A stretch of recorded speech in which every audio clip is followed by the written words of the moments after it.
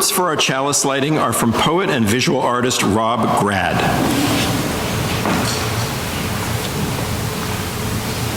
Delicate badass. The most delicate flower is still a badass. It sucks food from roots, stares at the sun, and basks in it.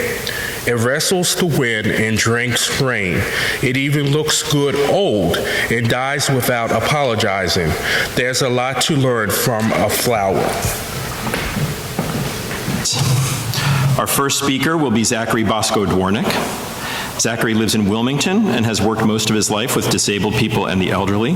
He has been a member of USG since 2011. Our second speaker will be Howerton. Devery joined USG 2 years ago and is a member of the Ending Racism Committee, UU Plan's Reproductive Justice Team, and a facilitator in small group ministry. She lives in Mount Airy with her dog Koji, and our prayers go out to Koji this morning.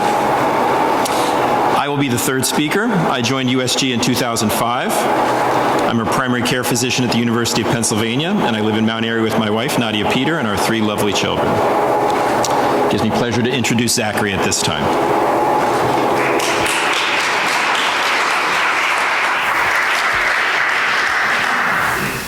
Good morning. Resiliency for me has been something that's really most of my life not been about me, but about people who've been dependent upon me. I didn't think about it a lot or being resilient or that brave when I was growing up. I grew up kind of privileged, but I grew up with my grandparents, and certain things like end-of-life issues and dealing with business and stuff like that was thrust upon me at a younger age than the average person. When I was 16, I was left to plan my first funeral. One of my aunts, I don't know how legal that was, but she co-named my grandmom, but the point was everybody knew it was my job to plan. So I went through life knowing that me being strong and me being resilient has so much to do with others, friends and family who were dependent upon me. In our Soul Matters curriculum for this month, it defined resiliency, one definition of being able to go back to your original shape when you've been jolted or just stretched so far, and having that ability to go back. And I've just always had to do it mainly for other people. In life, I made some bad choices when it came to partners. Had some real abusive partners and husbands. And I remember at my lowest point, this was before I was a UU, needing to talk to somebody about my abusive ex-husband, my abusive partner husband at the time, and going to the UCC church, which helped me. I had met the minister at Gay Pride, and that was my lowest moment because not only did I have to deal with him, but my grandmother who raised me was dying, and each and every day I was dealing with issues with her and going home to this house that I lived in with this person where I had no peace. So I persevered through that because I knew that my grandmother needed me, and I kind of knew that there would be other people in life who would need me to persevere. So fast forward to now. Been through a lot as an adult, but there's certain things that I do to cultivate resiliency. People know, for instance, those who know me know I've been going through some hard times now. My mother has been really sick, battling 3 illnesses. And on top of that, just last week when I was getting my mother straightened out, my stepmother contacted me from Tennessee to tell me that my stepbrother's wife's cancer is now terminal, and she's been given about a year to live. So once I feel that everything is okay with my mother. In a couple weeks, I will be going down to Tennessee to give some support to my stepbrother. Not much I can do physically, but just to be there for him. He's already took my suggestion, him and his wife, for a second opinion at a hospital that I recommended that they could get to. So for me, once again, resiliency has always been about those who depend on me. I'm very humanist. I see the glass as half full, not half empty. So coming to Philadelphia more than I want to now, because of my mother. I love USG and I love my family, but I love Delaware and I'm over Philadelphia. So coming here a little bit more than I want, I've done some things to cultivate resiliency.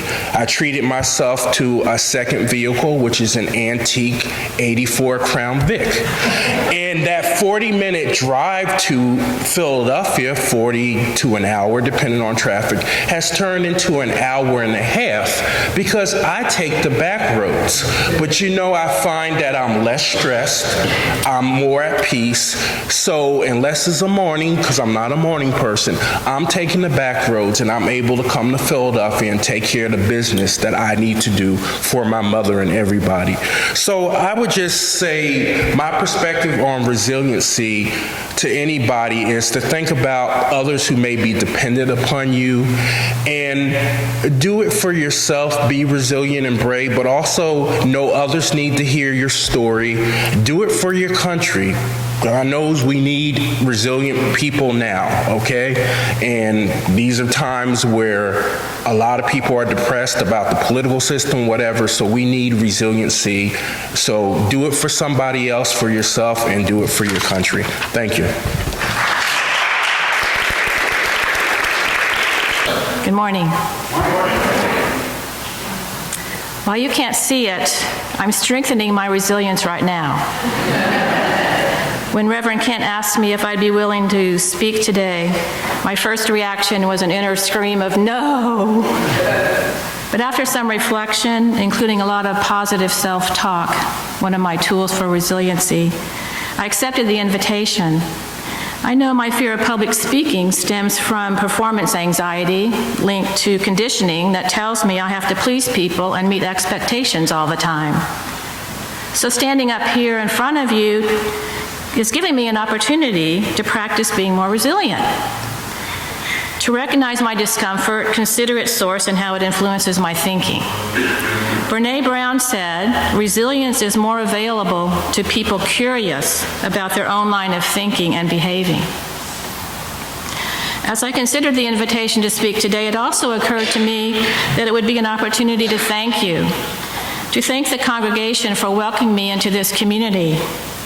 When I moved to Philadelphia about 3.5 years ago from Atlanta, to be closer to my daughter and her family, I knew that being part of a UU community could provide me with a sense of belonging, along with opportunities for spiritual and intellectual growth. It also could be a way to ease myself into my new surroundings, providing some grounding in the familiar.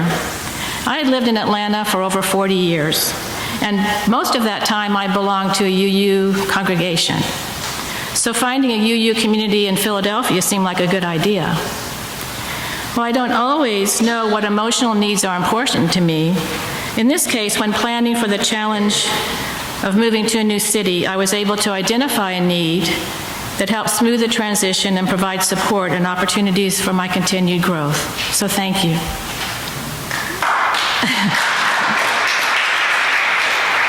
Moving to a new state, even to a new home, to a new city, even to a new home in the same city is a real test of resiliency.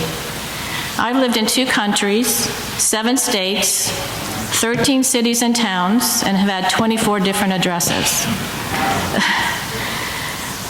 When I think back to the most difficult moves, where I had the most trouble adjusting to my new surroundings, when resiliency was more elusive, a few things stand out. One was a move to Seoul, South Korea, a move instigated by a job opportunity from my now ex-husband. And the other was a move a few years after coming back to the States. After my divorce, and when I decided to sell the house we'd lived in for 15 years and downsize. When I downsized, I only moved about 6 miles across town, but I moved into a place totally different from any place I'd ever lived before. A new industrial-type loft condominium in an edgy neighborhood. After both of these moves, I took a nosedive into depression that took me a while to climb out of, with the help from friends, family, and an empathetic therapist. I learned a lot about myself in the process. I discovered that I was clinging to the past. I wanted things to stay the same, and that the protective layers I had built around my ego were keeping me stuck in a cycle of delusional thinking and unhappiness. It wasn't until I reached out for help and I realized that if I approached these difficult changes with a little curiosity, seeing them as opportunities to explore my feelings and how my mind was working, how I needed to let go of preconceived notions of how life ought to be, surrendering into the moment, if you will, that I was able to come to a new level of understanding and some inner peace. I learned the importance of community, of having friends and family who cared, and that resiliency is not just about being self-sufficient and managing difficult situations on your own. It requires both an inner strength and a willingness to be flexible, to ride the waves of change without trying to continuously swim back to that familiar shore that was yesterday. So to sum up my experience for staying resilient, I can recommend a few tactics that have worked for me. Don't always believe what you think. Recognize that emotions often trigger delusional thinking. Embrace change as an opportunity to learn something new. Stay curious and open to new adventures. Connect with a community and individuals that accept you as you are and provide support when needed. Look for positive when challenges seem overwhelming. As Mizuta Masahide, a 17th century Japanese poet said, "My barn having burned down, I can now see the moon."